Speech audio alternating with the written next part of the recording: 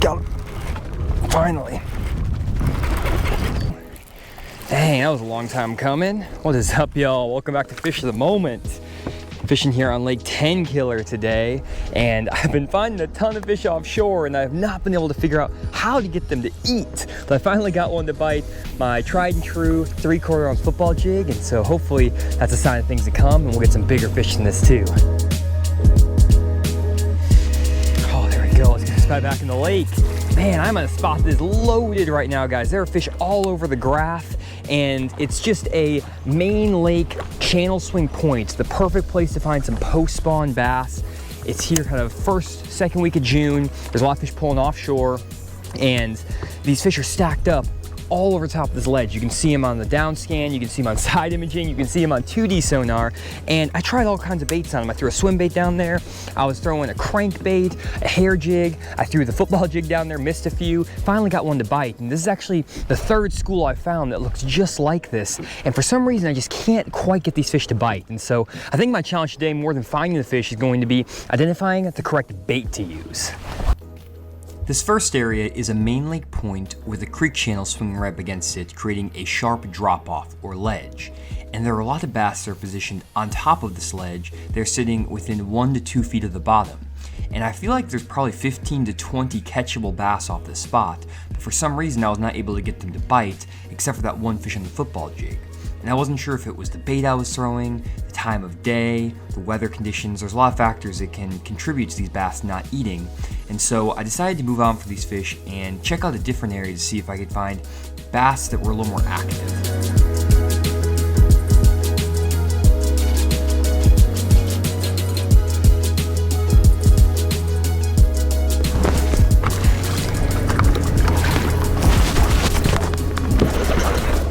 There we go. Got one.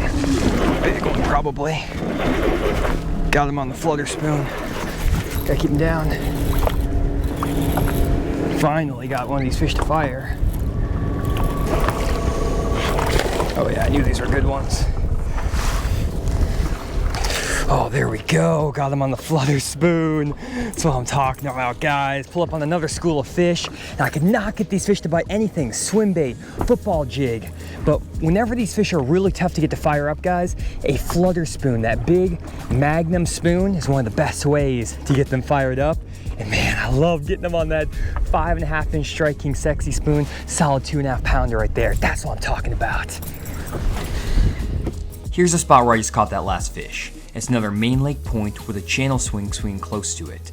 This creates a sharp drop off, and these bass were sitting right on the lip of that ledge, suspended 3 to 5 feet off the bottom.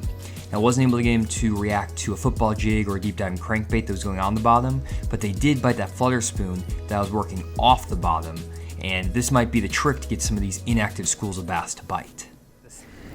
Oh, there we go. Let's get this guy back in the lake. Get back down there. That is a good chunk. Got that fish again on this flutter spoon. Oh my gosh. It's hard to cast this thing in the wind sometimes. It is really breezy out here, guys.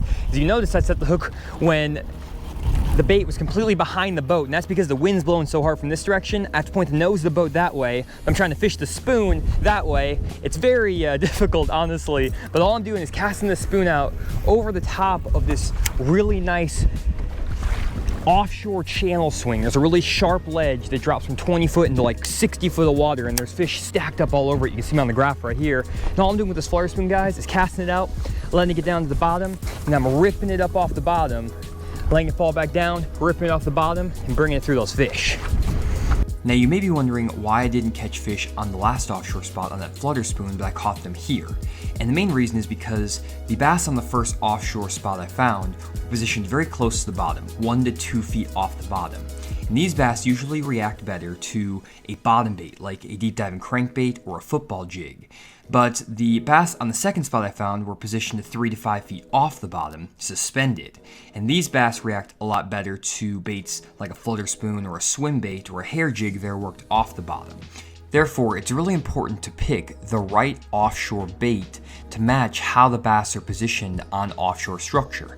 I've actually made a video explaining exactly which baits I throw depending on what the bass look like on my graph. It's one of the best videos I've ever made on my channel, and it didn't get that many views when I posted it, so definitely check that video out if you want to better understand the best baits to throw in each situation offshore.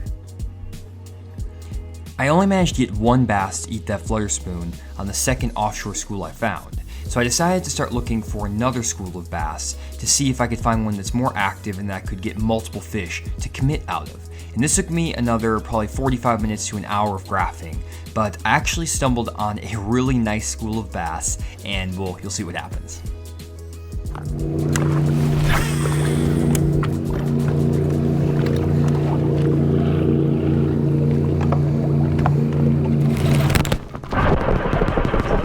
Oh my gosh, I'm fall. It's a good one. The hair jig out there. Couldn't even get it to the bottom. Something's got it. Oh, there we go. Oh, there we go. Nice largemouth right there. Pull up another drop that had fish all over it. And I've been trying to find different baits to get these fish to bite. They're really tough to get to bite right now. Now switching from that spoon to the hair jig, first cast. That is a good largemouth right there, guys.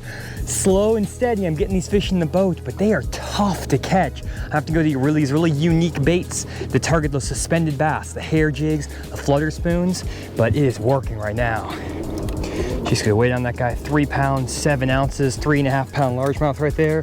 That's what I'm talking about, solid fish. Here we go, beautiful fish. Let's get him back down there.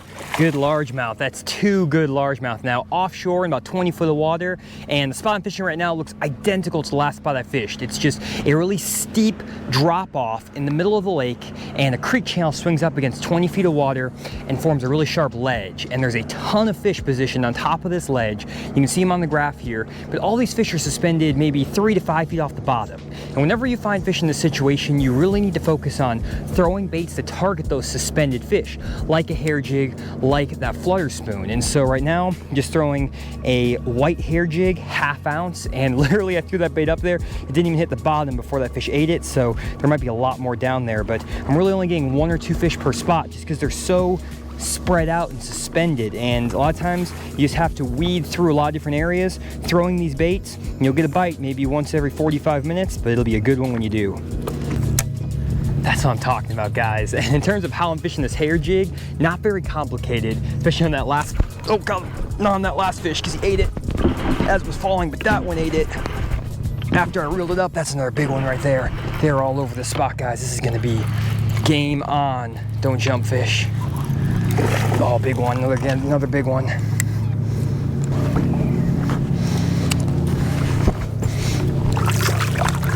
Oh, there we go, another really good fish, nice largemouth here on the hair jig. That's what I'm talking about, chewing that thing. I didn't even get to explain my retrieve here. Let me back us off this spot and get this guy on the scale real quick. Oh, there we go, guys, 3 pounder right there. That's what I'm talking about. They are all over this spot. Really nice largemouth on the hair jig again. Oh, there we go. Let's just get back in the lake, get back down there. They are chewing this hair jig. And again, I didn't even get to explain my retrieve on this bait. And I've actually made a video explaining exactly how I fish my hair jigs, my setup, everything like that. I'll link it in the description below and you can find it right up here. But basically what I'm doing this hair jig is casting it out on top of this drop. I'm letting it sink down to the bottom in about 20 feet of water. And then once that bait gets down to the bottom, which it'll take a while because it's only a 1/2 ounce hair jig, but once my line stops, what I'm gonna do is I'm actually going to point my rod up into the air at about the 10 o'clock position, reel my reel handle 3 or 4 times, and let it fall back down. And a lot of times those fish will eat it as it's falling, but a lot of times they'll bite on the initial cast as well. And so just let that bait sink down to the bottom. Once it hits the bottom, reel it 4 or 5 times, let it sink back down, and repeat that over and over again.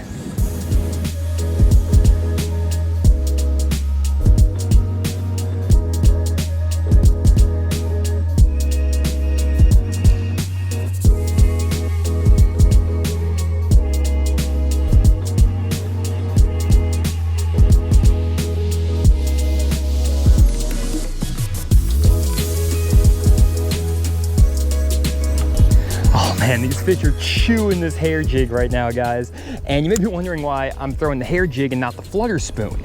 And it's interesting because I've thrown this hair jig on every spot I've fished so far today, even the spot where I caught that fish on the flutter spoon, and they just weren't reacting to it. But then on this spot, they're eating it up. And I find that sometimes those fish will react better to the hair jig, and sometimes they'll react better to the flutter spoon. And it's just about getting those fish ignited and excited. And so once that school gets fired up, you can pretty much catch them on anything. I could probably pick up the flutter spoon right now and catch them as well. But it just takes certain baits sometimes to get these fish excited. And so as you can see, I have a lot of rods on the deck of the boat right now, and they're all different baits to try to fire up these fish and get these schools excited. I've actually fished 7 or 8 schools today and only got bites out of 3 of them.